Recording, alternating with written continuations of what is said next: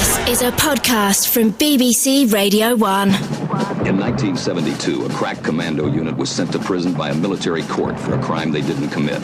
These men promptly escaped from a maximum security stockade to the Los Angeles underground. Today, still wanted by the government, they survive as soldiers of fortune.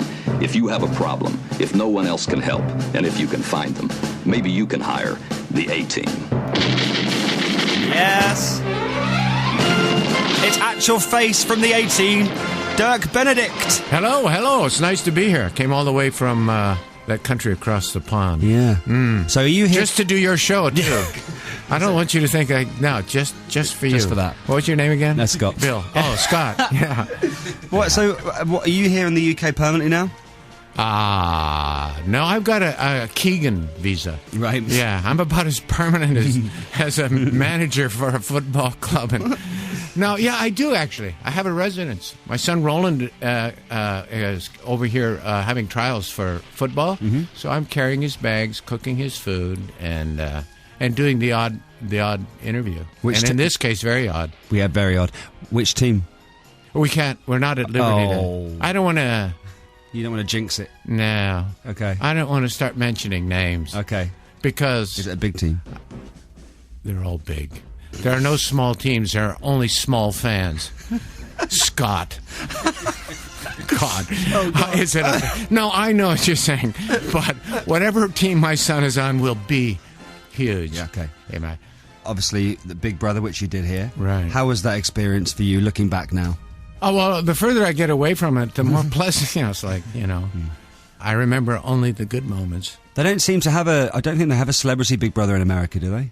They just have a normal one. They just have the normal one, yeah. Which is not the same. I don't know. It's not. I watched a little bit. It's fascinating because all the people, I could tell they all want, they want to be celebrities. I understand when Big Brother first started, people didn't really understand that they would come out of this and then get all this notoriety. They become celebrities overnight, literally. I mean, in a month or two, they're celebrities, and then in a month or two, it's gone. Yeah. So that's why I'm counseling Dwight Schultz and Mr. T to deal with the aftermath of having once been on a #1 show in the world, and now what? Snickers commercials, which get canceled. Mr. T, why doesn't he call me and ask my opinion before he takes these jobs? Yeah. I don't know. Do you see him on stuff and go, oh, God. What are you doing? No, I know what he's doing. He's the man with the gold. He always was. He's always been about money. He's very, very, very smart, very wealthy guy. So I'm sure he got paid a ton of money. Yeah. Do you still speak to the remaining 18 people? Yeah, I do. It's just the three of us. I haven't spoken with T for a while. Now she stood Dwight and I up. We were supposed to go to Germany, but he never showed up. So didn't want to get on the plane. I don't know. I don't. How did what? Didn't want to get on the plane. Yeah, he flies. He does fly. Okay. He's got other eccentricities, but not flying is not one of them. So he stood you up. I stayed in very close touch with Dwight. He's actually my best friend. He's coming over. We're going to be up in Midlands doing a public appearance in November 1st, 2nd. The two of us, yeah. And we do a little show. We go out for... He talks a lot. Because T never stops talking. It's really... he literally, whether there's anybody around listening or not, he doesn't stop. And Dwight talks a lot. We had him on the phone for something we did a year or so ago, and he can talk, yeah. We did the show 4.5 years. Literally, after there would be days when he would just be sitting in his chair talking, and people would walk him. Nobody.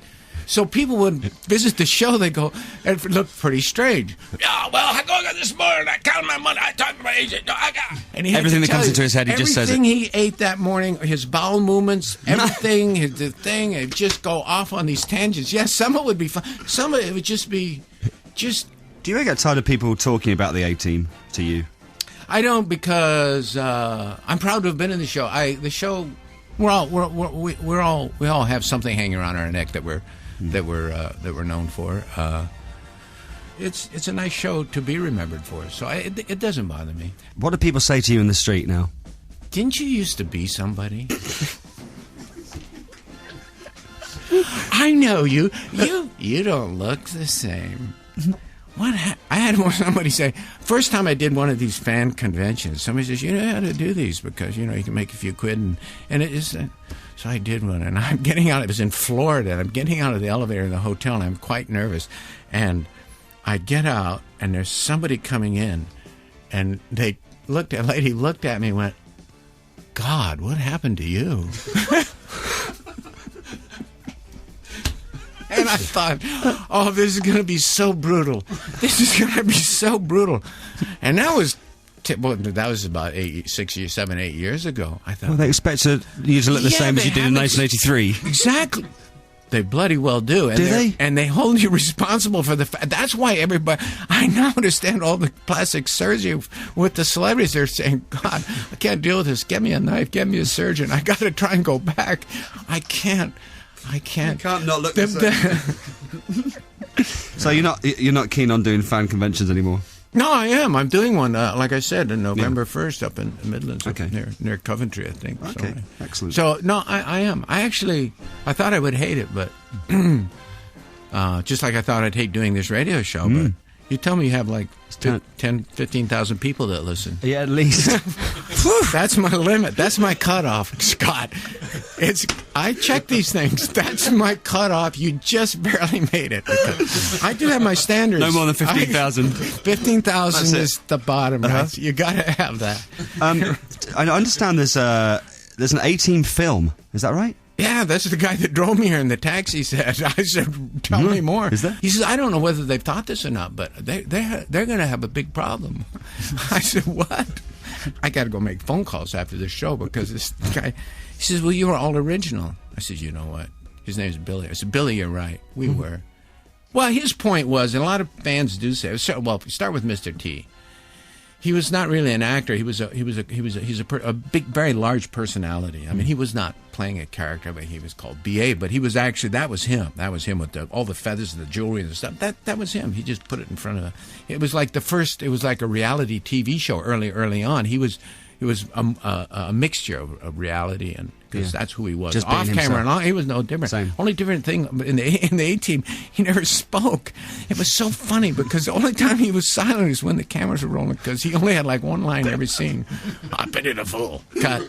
All right, give me my money. I need my money. I mean, he used to get scripts. We'd get scripts, and he'd have like a scene where my character never, talked a lot. Faceman was like yak, and Murdoch, when he had his thing, he would have one line in a page and a half, and we'd all go do our line. I'm going to go get it. Come to his line. Yeah.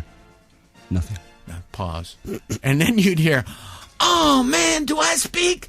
Oh, man, I told him right. I can't be talking. I'm no actor. Oh, what's my line? Oh, I'm sorry, man. Oh, Face. He always called his Face a Murdoch. Did he?